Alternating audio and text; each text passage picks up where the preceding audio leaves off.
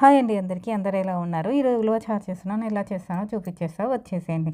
ఒక గ్లాస్ ఉలవల్ని నేను నైట్ అంతా నానబెట్టేసుకున్నాను. వాటిని కుక్కర్కి వేసుకుంటున్నాను. ఒక 3 విజిల్లు వస్తే చాలు, ఎందుకంటే నైట్ అంతా నానినాయి కాబట్టి. సో తర్వాత నేను ఉల్లిగడ్డ, పచ్చిమిర్చి, ఒక 2-3 ఎల్లిపాయలు తీసుకున్నాను. అంతే, కొంచెం చింతపండు నానబెట్టుకున్నానండి. మనకు ఉలవ చారుకి కొంచెం చింతపండు సరిపోతుంది.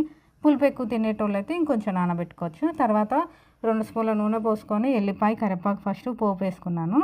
తర్వాత పచ్చిమిర్చి, ఉల్లిగడ్డ కూడా పోపు వేసుకొని అవి మంచిగా మగ్గిన తర్వాత మనము ఉల్లిగడ్డని పక్కకి తీసి పెట్టుకుంటామండి. అవి నేను మిక్సీ పట్టేసుకుంటాను. తర్వాత మన చింతపండు ఉంది కదా, అది పోసేసుకుందాము పోపుల్ని. ఇప్పుడు చింతపండు అనేది బాగా చిక్కగా అయ్యేదాకా మనము ఉడకబెట్టుకోవాలి చింతపండుని. అప్పట్లో మనము ఆ ఉల్లిగడ్డని మిక్సీ పట్టేసుకుందాము. తర్వాత ఈ మిక్సీ పట్టుకున్న ఉల్లిగడ్డలు ఉంటాయి కదా, అది ఇందులో కలిపేసుకోవాలి. సో దానికన్నా మనం ఫస్ట్ చింతపండు మరిగింది కదా, అందులోనే చిటికెడు పసుపు, 1 స్పూన్ కారం, ఆల్రెడీ పచ్చిమిర్చి వేసుకున్నాం కాబట్టి 1 స్పూన్ కారం సరిపోతుంది. ఇప్పుడు ఉప్పు వేసుకొని పేస్ట్ కూడా అందులోనే వేసుకొని కలిపేసుకోవాలండి. బాగా కలిపిన తర్వాత మన ఉలవ చారు ఉంటుంది కదా, అదే కూడా పోసుకొని మంచిగా కలిపేసుకోవాలి.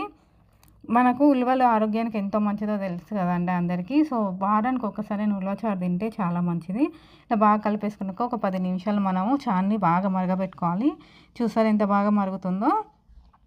ఇంతే అండి, సింపుల్ అండ్ ఈజీ మన ఉలవ చారు. థ్యాంక్స్ అండి. Thanks for watching. Please subscribe my channel. Thank you.